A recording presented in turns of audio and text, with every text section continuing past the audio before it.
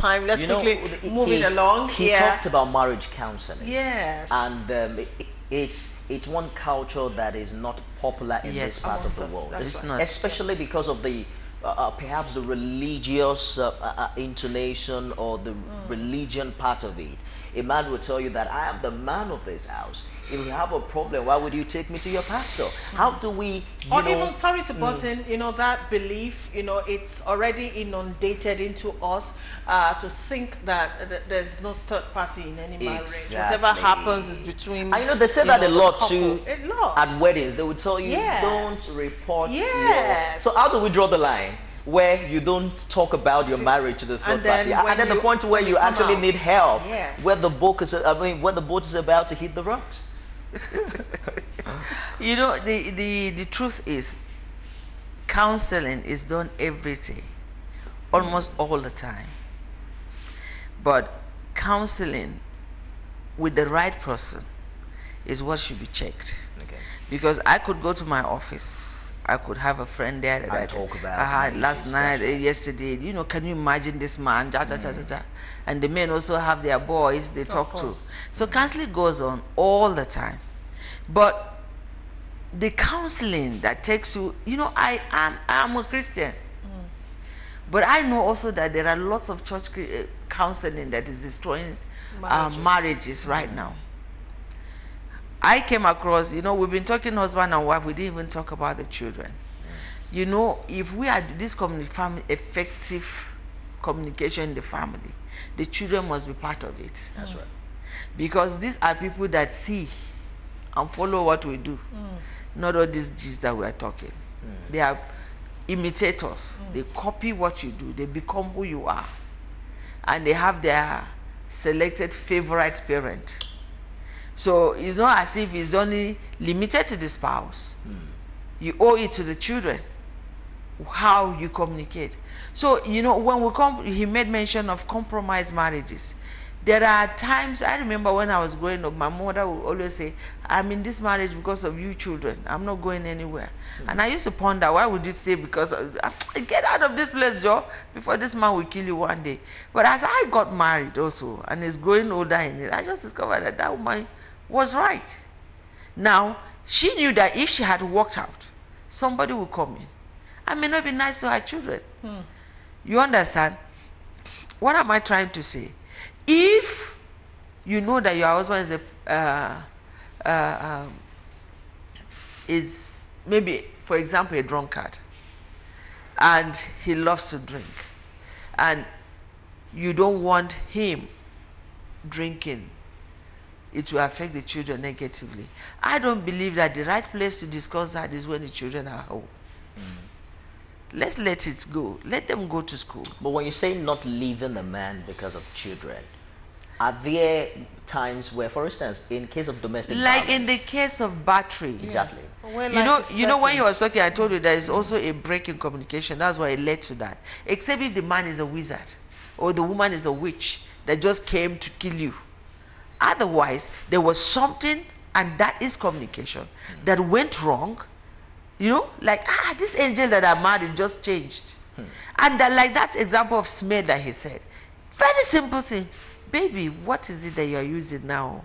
I don't like the odor. Very simple thing. It also takes a matured mind to be able to decode that kind of a message. No, it's because most time we think that it's spiritual. Hey, somebody don't do arrow. Don't put me evil veil. May my husband not see me, like me. Hey, Holy Ghost fire. It's not fire anywhere. That's right. There is some is even the character. But what I'm saying is that you tell a woman that you don't like this, and then she didn't take it lightly. That might influence the man not being able to say some other things. That's communication. I think that's the communication we're talking about. It is not about you telling her. It is how did you tell her? It is the delivery. Sometimes the tone. As we are talking, don't forget we said what was said, how it was said, how it was perceived, and how it was acted upon. So this four must coordinate. Okay. So if there's a break in this four, then we start having a setback.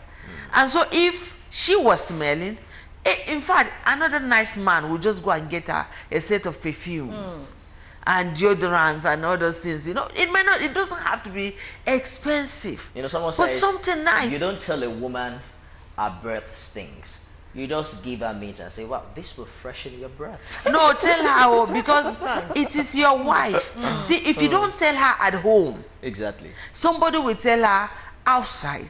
And it could be very embarrassing. And it will still affect the home. And she might not even tell you, but she will come back angry with you. So this man has been smelling this and didn't tell me. Let me be in disgrace outside and stuff like that. Let me ask a quick question here.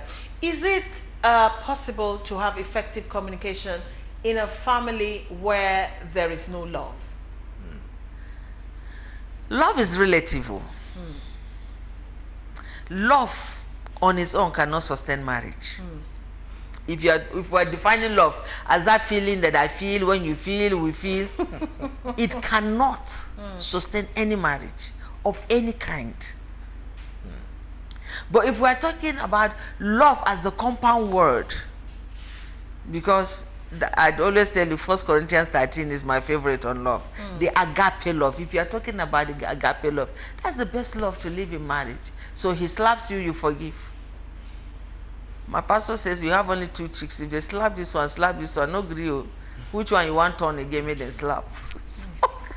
In other words, if the first slap is by... See, to start with, when a man or a woman slaps you in marriage, please involve a third party. A balanced marital married couple that you know that are genuine. Involve them all. Because that's how it starts, this battery. It's that one slap, okay, nothing happened. Tomorrow, she or he will, because women are beaten now. So he or she will give you another slap. The next time is to blow the eye. The next time is the nose. The next time is to carry knife. These things are happening every hour in Nigeria. This thing is killing people in Nigeria. There's no marriage that is worth dying for. Okay, I think we are getting signals from Abuja. Okay, the signal is off. I don't know if we can still reconnect. So if battery is involved, please, like he said, I will say it, get help, get professional help, get parental help. If you are coming from a battered family, anyway, I don't think they may even have much to say. But get people that you know that are balanced in their marriages to get involved. Now, talking about when do you draw the curtain? That's where we draw the curtain. Go for help. Go for help. Even though somebody will die.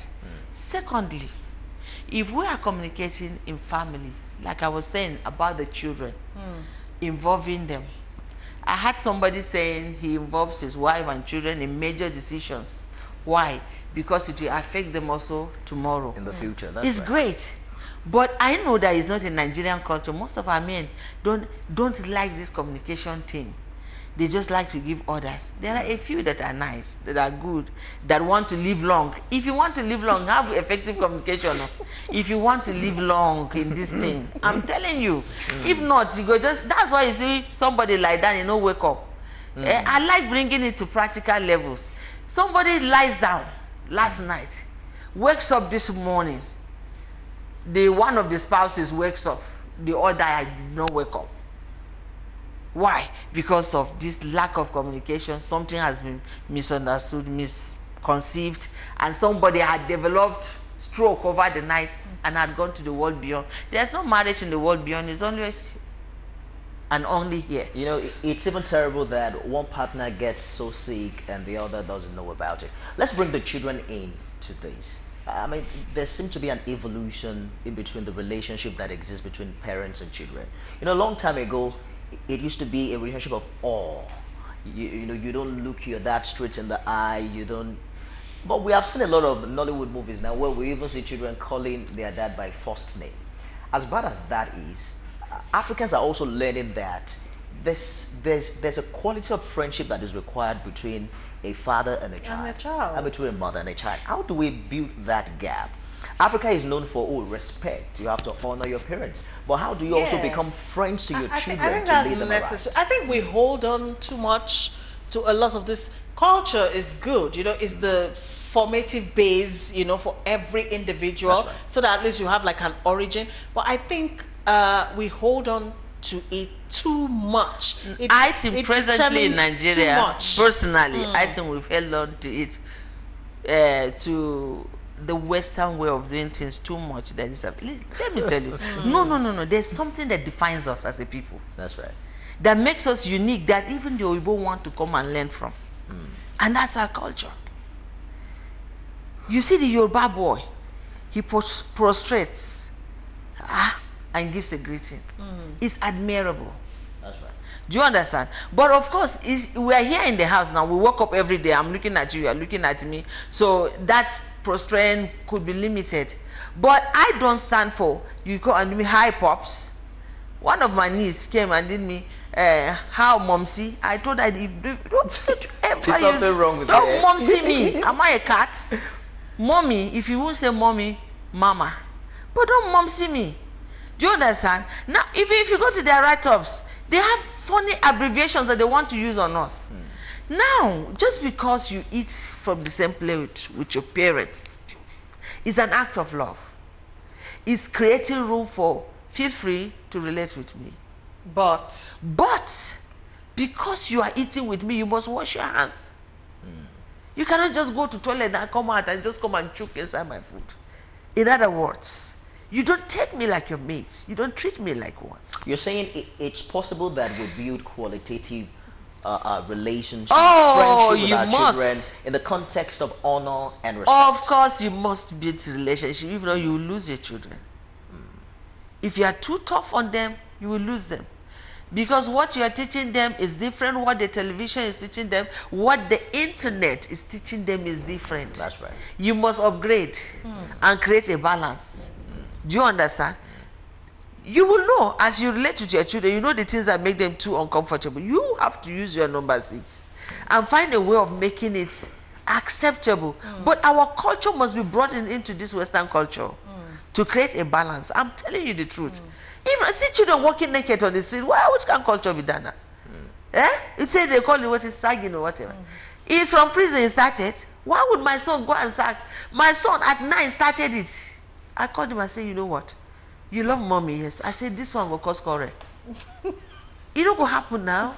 Fine boy like you, I can't describe it. Fine, see nose, see English, see waiting, I boost his ego, finish. I said, then you go come the lower yourself with this kind of people see you on the street, you are irresponsible. Go to an interview, the one that is suited and the one that is sagged. The one that is suited may not be as qualified as the one that is sagged. They will pick the one that is suited. Why? Because they see there's an air of responsibility attached to your dressing. You are addressed the way you are dressed. So we must create the balance. It's a Western culture, they sag and pull it in, they work out with pants. But it's not a Nigerian culture. And definitely not for a responsible family. So it's not that you carry cane and start beating, don't sag. No, but find a way of putting it across to create a balance. Yeah. You just mentioned another very important case now, the use of cane. You know, because communication is vast. Yes. You also want to communicate values and discipline. Yes. And then and morals. I remember when I was growing up, you know, when I have an issue with my mom, and then the moment I see her with a Bible, there's a portion of that Bible that says that my mom will open the scripture. If she reads that verse, that's why you're in trouble. Just is it the one that talks about sparing the rod? That is in the heart of a child. Okay, yeah. It's advanced foolishness. Okay. If she completes that verse, I think you are in trouble. I think that verse gives her the courage to go ahead. So and the moral right. It beats you with a sense of divine purpose. So how do we balance this? Okay, that was a hilarious one. That was then, though. Yes, the children of today, they are children of dialogue. Yeah, that's true. If you sit, like, I know that I rarely beat. I rarely. If you see me beat, it's a very serious matter. I call you, let's talk this thing. Let's talk it. How do you say this thing that you did? Is it right? No. Okay, this is what the Bible says. This is what the Constitution said. I try to learn a bit of the Constitution so that you will know that you can go to prison tomorrow if you do this thing. And you see like, huh? I say yes. Like you enter my back and take my phone with that, asking my permission. You grow up doing like that, you start doing to other people. And then before you know it, in our law, it is theft. So they go jail you. Huh? I didn't know. Since then, mommy, can I please? Can I please? So when I'm saying no, no, no, no, no, me too, I know say if the phone go, now me overdo the no. So I say, okay, do it for some time and return it. You understand? So there must be balance. It's the children of these days, when you beat too much, you harden them. They become hardened. And the first thing they start thinking is, my parents hate me. My parents hate me. And when your child starts to see you as one that hates him, that child may be the one that will undo you. To be fair to my mom, I'm not sure she. No, in our days they beat us. Because in those days we also needed something. Every one of us, we have a story. We also needed have something a story to tell about that. and something to fear. Yes. Before my mom beat me, for instance, my dad beat me maybe just once in my lifetime, and I still can remember. Yes. You know, they don't beat you until even you will know that even my mom will start begging, no kill her for me, I beg. There's always that one parent who beats And then more the other than one. Yes, my mom is she's on the very big side, so she doesn't cheat. She rarely beats, you know. So, but she is a collaborator, you know. So when my father wants to beat, she supports. Okay. She collaborates by sitting on you. So I want to see where are you running? She holds you down. She holds you down for the beating. And you know, we all have a story. You're saying that about this kind of Are you saying we should discipline, completely take the cane away, or we should just keep it somewhere for use once in a while? No, keep it somewhere. Once in a while. Very, very while. In a very long while. In a very long while. Yeah, I think It talking. dialogue. Before I used to do a lot of beating, but these days I just know that it's wrong. You know, you just come by yourself. You know, beating is In a wrong. very you know, long so while. what I do now is I don't react immediately. Whatever it is happens. When it happened, and I'm like, I want to kill somebody, I Yes. just tell myself, okay, I have to just take a breath. Chill I just out, sit down yeah. and forget about and do some other thing. Yes. Then I come back to it, and you find out that you think better, and then Yes, your mind is you're more clearer. rational, yeah. Yes. When you come back to the matter down, if you actually take a decision. You know, we can go on and on at that discussing time. this. Yeah. but We have to Seriously. go there. How do you summarize this for Yes. that parent who is And also watching word the of show? advice to those men that don't allow their wives to talk, because it's a major issue. We need to talk. I'm talking here. You shut Shut up. up, yes. You don't talk when I'm talking. I talk, you talk. Am I your mate? I encountered such a family, and we visited, and I experienced that. And you know, I just sit down my husband, let's get out of here. I told him that. And when we left, of course, we lingered a while, tried to make peace. And the man is, you know, he's a chief, so no way. So I told my husband, bros, this relationship, we could give us more space because it's not a good influence. Now, like we said from the beginning, the worth, the value of the person you marry. We have to go now pretty yeah, fast. quickly. So Let's do that quickly. The value, Yeah, 30 seconds. the value would want to make you learn how to communicate Exactly. and communicate effectively, so that the relationship would function properly. Okay. Thank you so much for your Interesting. contribution on the show Always my today. pleasure. It's really been enlightening, and we're hoping that we get things better as we grow Thank you. individual families. All right, our guest has been Mrs. Vivian Ogboru. She is a counselor and educationist, amongst other things. Thank you indeed for coming. My also, many pleasure. thanks to Mr. Olusegun Ogunbayi, who joined us from Ibadan. Thank you very much. We have to go, but the family is the rock base of the society. So the family has to be together if we can. Let's continue to try and encourage that healthy families, you know, should thrive in our society. Let's talk and let's listen to one another. My name is Patience Belo Kapo. I'll see you tomorrow at 12. Enjoy the rest of your day.